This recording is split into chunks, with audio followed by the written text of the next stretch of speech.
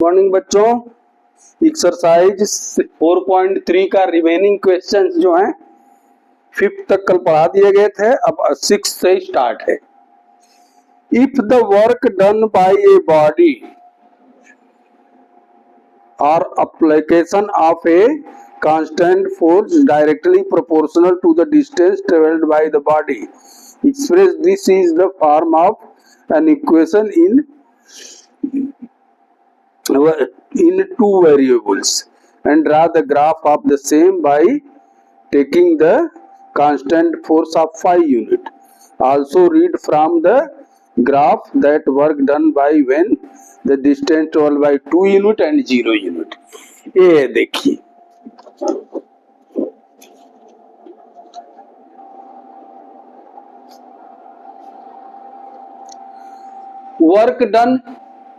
Work done कितना है? Work done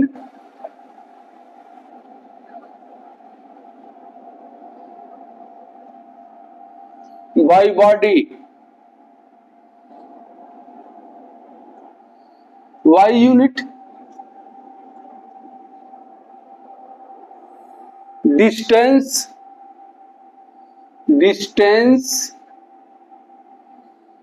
travelled by body x unit, constant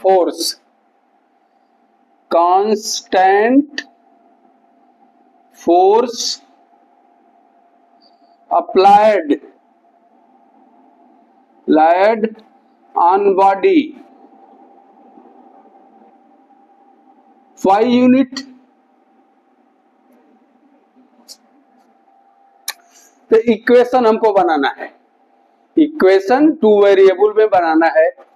तो ये बताइए, फिजिक्स में पढ़े होंगे 9th या 10th में, अरे 10th में कहाँ पढ़ेंगे, अभी तो 9th में, 8th या 9th में पढ़े होंगे कि work done is proportional to distance travel. Work done is proportional to distance travel. Proportional का मतलब क्या है कि जितना ही डिस्टेंस आप ट्रेवल करेंगे उतना ही वर्क आप करेंगे। अगर कम करेंगे डिस्टेंस ट्रेवल तो वर्क कम होगा, अगर डिस्टेंस ज्यादा ट्रेवल करेंगे तो वर्क ज्यादा होगा। तो ये हो गया आपका y is proportional to x। अब प्रोपोर्शनल को हटाने के लिए हम कांस्टेंट रखते हैं। कांस्टेंट के यहाँ क्या है? 5 यूनिट है, फोर्स है, तो y is equal to 5 into x। ये हो गया आपका 2 वेरिएबल इक्वेशन। ये आपका हो गया 2 वेरिएबल इक्वेशन। इसको अब हम ग्राफ पर कैसे दिखाएंगे? देखिए, तो x और y के मिनिमम जो है 2 कोऑर्डिनेट हम निकालेंगे, तब तो ग्राफ पर दिखा सकेंगे। तो मिनिमम कोऑर्डिनेट मान लीजिए x बराबर 1 रखा हमने, x की वैल्यू 1 रखा, तो y की वैल्यू क्या हो जाएगी? 5। और x की वैल्यू हमने 0 रखा, तो y की वैल्यू भी 0 हो जाएगी। 2 कोऑर्डिनेट हमको मिल गए, 1 5 एंड 0 0। 2 कोऑर्डिनेट मिले हमको। अब इसको पहले ग्राफ पर शो कर लें, तो बाकी जो क्वेश्चन दिया गया है कि जब जो है डिस्टेंस ट्रेवल 2 यूनिट है तो कितना वर्क डन होता है, और डिस्टेंस ट्रेवल 0 यूनिट है तो कितना वर्क डन होता है। तो पहले हम ग्राफ पर दिखा लें।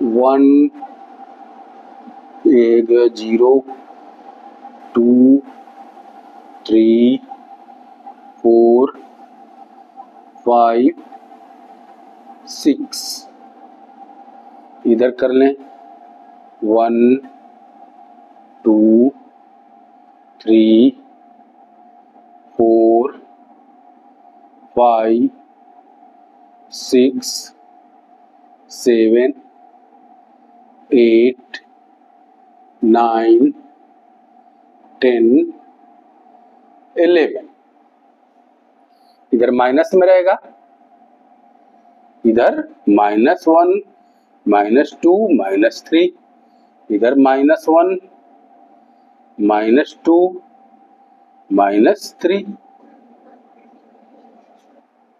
अब देखिए क्या है, ग्राफ 1 और 5, ये प्लस में 1 है और इसका 5 यहाँ है, तो ये करीब कहाँ आ जाएगा, यहाँ पॉइंट आ जाएगा, पॉइंट यहाँ आएगा। दूसरा क्या है 0 0, तो यहाँ हो गया, तो इसको खींच देते हैं लाइन।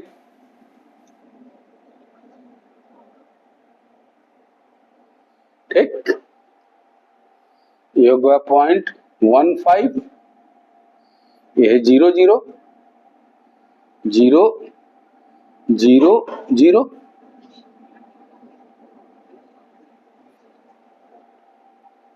ये तो हो गया आपका ग्राफ। अब जो क्वेश्चन सॉल्व करते हैं ग्राफ रीड करके, कि फर्स्ट क्वेश्चन जो है कि अगर डिस्टेंस 2 यूनिट है, 2 यूनिट है तो वर्क डन कितना होगा, वर्क डन कितना हो जाएगा, ये हो जाएगा 5x, यानी 5x की जगह 2 है, 10 यूनिट होगा, 10 यूनिट होगा। ये ग्राफ से रीड करके कैसे दिखाएंगे, ग्राफ को ऐसे जो है ये परपेंडिकुलर खींचिए और ये जो है आपका 10 पर मिलेगा, तो ये हो गया आपका यहाँ 10 कितना आ रहा है यूनिट, 10 यूनिट हो रहा है। अगर जो है दूसरा जो क्या है डिस्टेंस कितना है x इज इक्वल टू 0, तो वर्क डन कितना हो जाएगा 5 इंटू 0 यानी 0, तो ग्राफ पर कितना है देखिए डिस्टेंस 0 है तो वर्क कितना हो जाएगा 0। आई बात समझ में, तो 2 यूनिट अगर जो डिस्टेंस है तो वर्क कितना हो जाएगा 10 यूनिट, और 0 यूनिट जो है डिस्टेंस है तो वर्क कितना हो जाएगा 0 यूनिट। आई बात समझ में, नोट कर लीजिए, आगे बढ़ते हैं।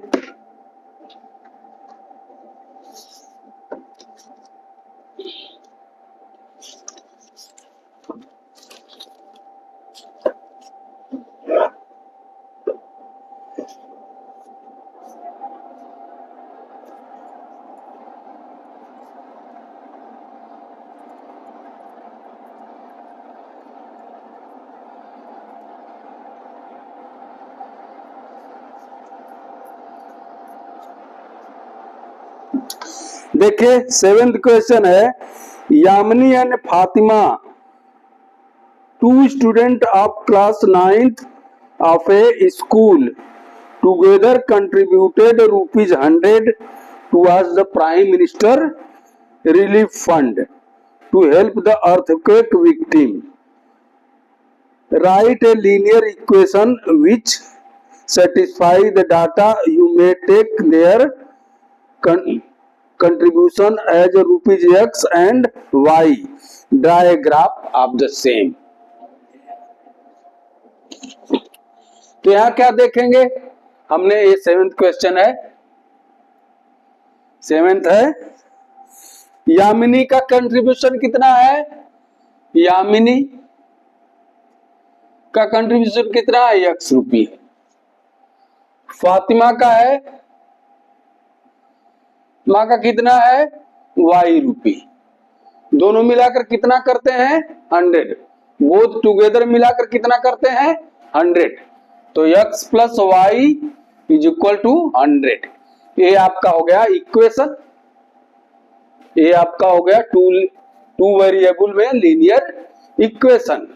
अब इसका ग्राफ पर हम कैसे करेंगे, तो इसका x और y का एटलीस्ट जो है दो जो है कोऑर्डिनेट निकालेंगे। तो एक रख लीजिए x बराबर 0, तो y कितना हो जाएगा, y बराबर 100 हो जाएगा। अगर y बराबर 100 रखें तो x बराबर कितना हो जाएगा 0। तो हमको क्या कोऑर्डिनेट मिले, 0 100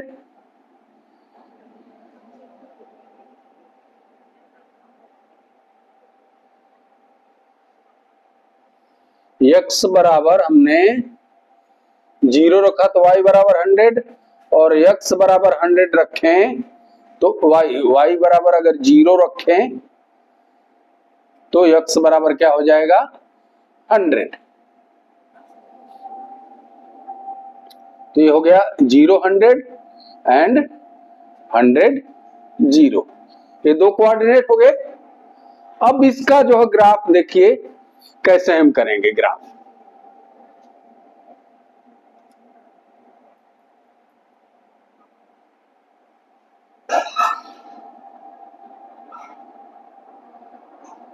x dash x y dash y, हमने इसको छोटा छोटा क्यों किया कि क्योंकि प्लस में ज्यादा है, माइनस में कुछ नहीं है।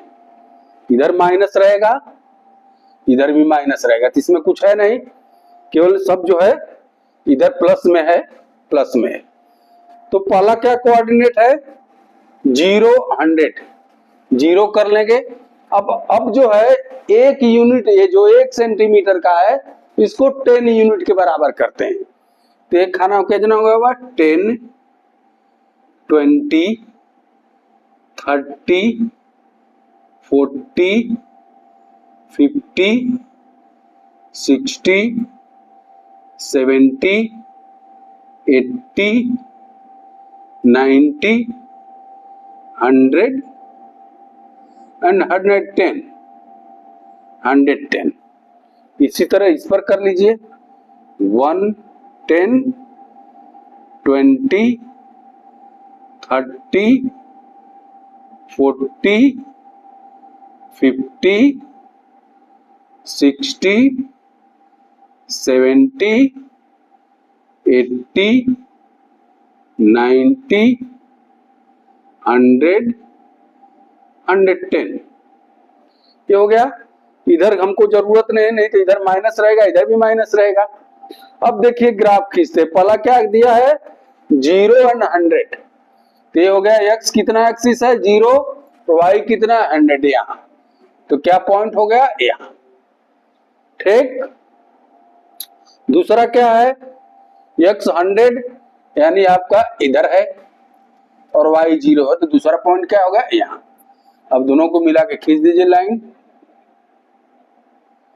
ये हो गया आपका लाइन, ये हो गया आपका equation x plus Y is equal to 100। ये पॉइंट है आपका 0 100, ये है आपका 100 0, ये रहा है आपका ग्राफ। आई बात समझ में।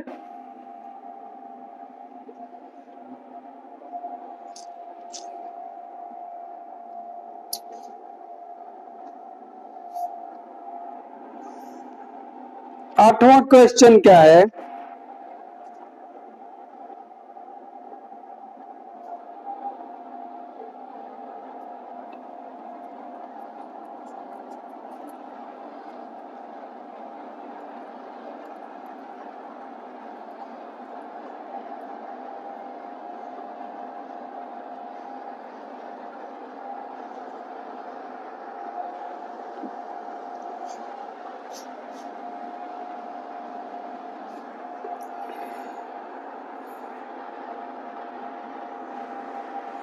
in countries like USA and Canada, temperature is measured in Fahrenheit,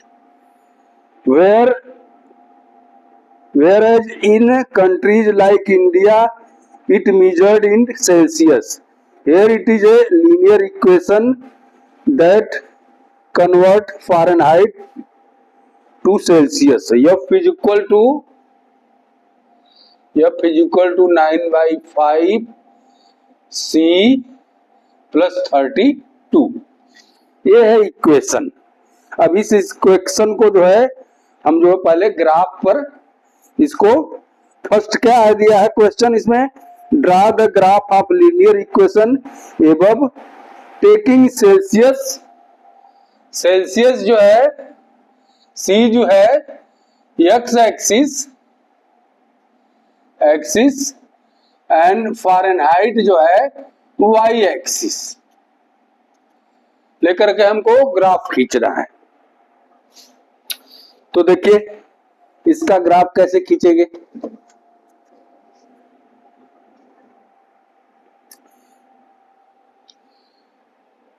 x बराबर जो है हम पहले रख लेते हैं 0 डिग्री।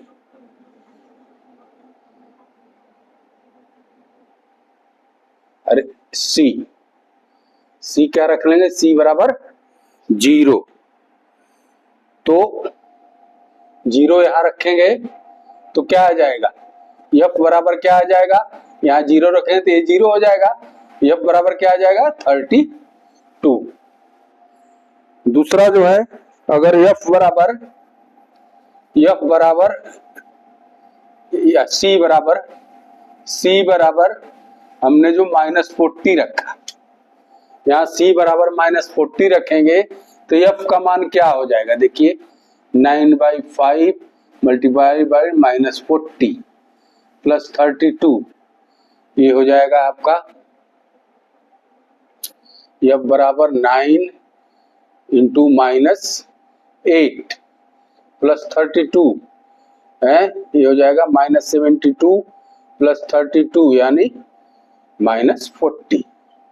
क्या हो जाएगा, C बराबर -40 रखे तो F बराबर भी -40 हो जाएगा। तो हमको क्या मिला, C 0 एंड F कितना मिला, F 32। दूसरा C -40, दूसरा भी F जो है -40। एक कोऑर्डिनेट मिले तब हमको ग्राफ खींचना है।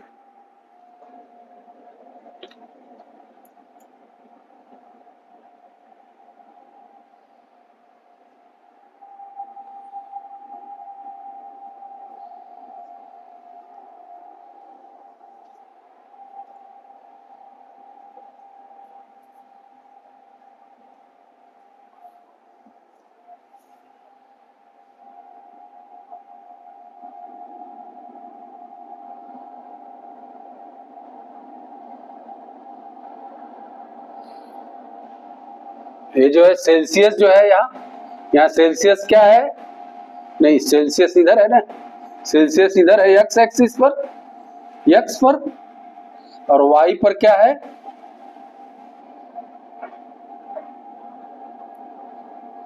वाई पर क्या है फारेनहाइट, क्या है फारेनहाइट।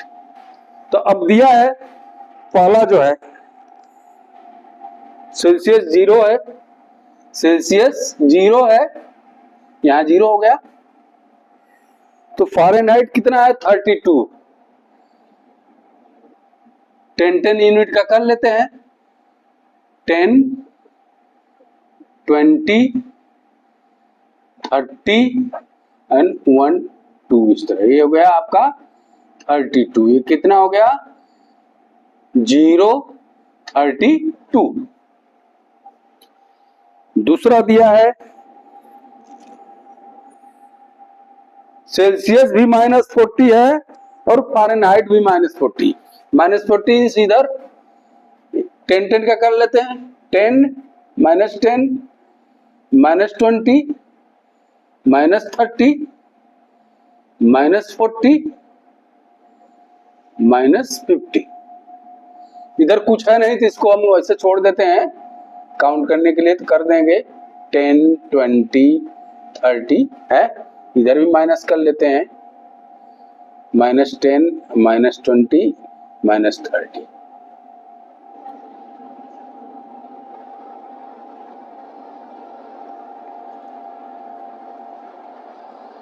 -40 -50। अब क्या दिया है इधर, माइनस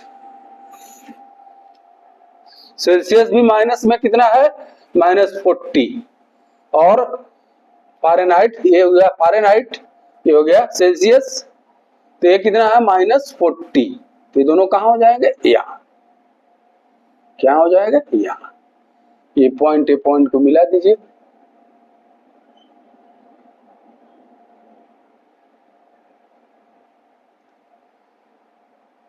ये है -40 एंड -40। ये हो गया आपका ग्राफ। आई बात समझ में, नोट कर लीजिए। ग्राफ हो जाए तो इस पर जो क्वेश्चन दिया हुआ है, क्वेश्चन सॉल्व कर लिया जाए। क्वेश्चन क्या दिया है, फर्स्ट क्वेश्चन, फर्स्ट तो एक ग्राफ हो गया। सेकेंड क्वेश्चन दिया है, if temperature is 30 degree Celsius, what is the temperature in Fahrenheit.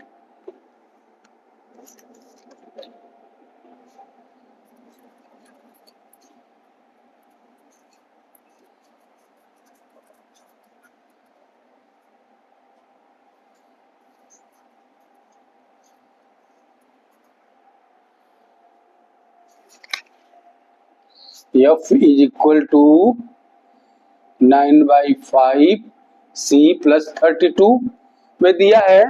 अगर C is equal to 30 degree, C is equal to 30 degree,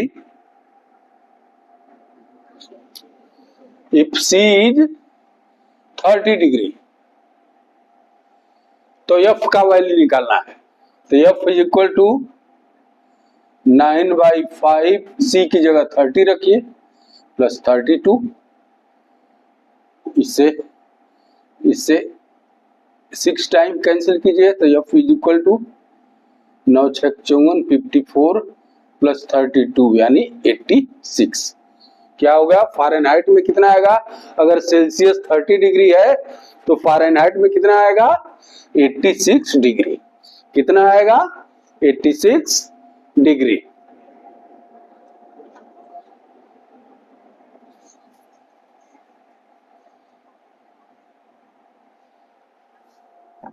दूसरा दिया है, अगर फारेनहाइट 95 डिग्री है, क्या है फारेनहाइट 95 डिग्री, देन सेल्सियस कितना होगा। फारेनहाइट 95 डिग्री, फारेनहाइट कितना है 95 डिग्री, तो सेल्सियस कितना होगा 9/5 C प्लस 32, यानी इसको इधर लाइए, तो 9/5 C is equal to 95 minus 32, या 9/5 C इज इक्वल टू, इसमें से घटाइए कितना होगा 63, या C is equal to 63 into 5/9, ये कैंसिल कीजिए, 9 7 जा फिर 35। कितना हो गया सेल्सियस में, अगर फारेनहाइट 95 है तो सेल्सियस कितना हो जाएगा 35। कितना हो जाएगा 35।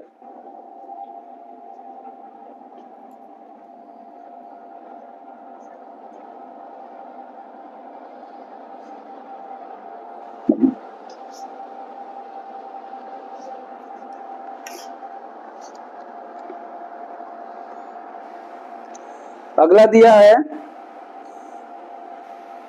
If the temperature is 0 degree Celsius, what temperature in Fahrenheit, and if the temperature is 0 degree Fahrenheit, what temperature in Celsius. Next दिया है फोर्थ वन, सेल्सियस का है 0 डिग्री, देन फारेनहाइट क्या होगा, F is equal to 0 plus 32 यानी 32। Fahrenheit कितना हो जाएगा 32, फारेनहाइट कितना हो जाएगा 32। ठीक, अगला दिया है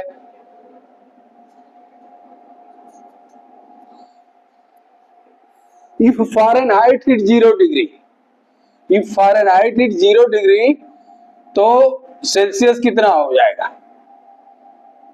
फ़ारेनहाइट को 0 करिए, इसको लाइए इधर, -9/5, C इज इक्वल टू 32 या C is equal to 32 into 5/-9, यह हो जाएगा 160/-9।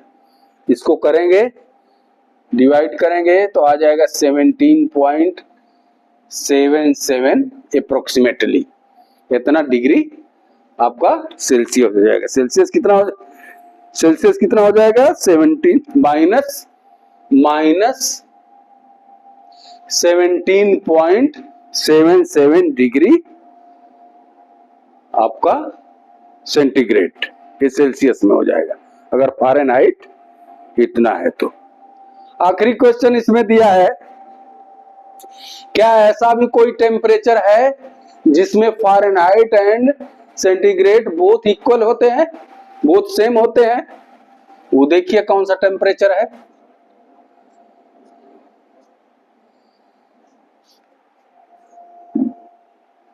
तो चाहे C को इसको बराबर कर लीजिए, यहां C रख दीजिए इक्वल, या C की जगह F करें तो हम F कर लेते हैं, F is equal to 9/5, C की जगह F कर लिया 32। ठीक, इसका जो है इधर, इसमें इसको इधर लाएं, F minus 9/5 F is equal to 32, या ये हो जाएगा 5F minus 9F is equal to, नहीं, बाई 5 इज इक्वल टू 32, या ये हो जाएगा -4F by 5 is equal to 32।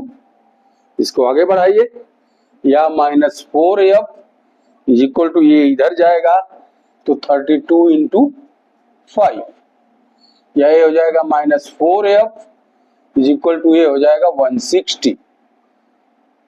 तो F is equal to 160 minus 160/4, ये कितना हो जाएगा? -40। क्या है? -40 डिग्री ऐसा टेम्परेचर है जिसपे Fahrenheit and centigrade both same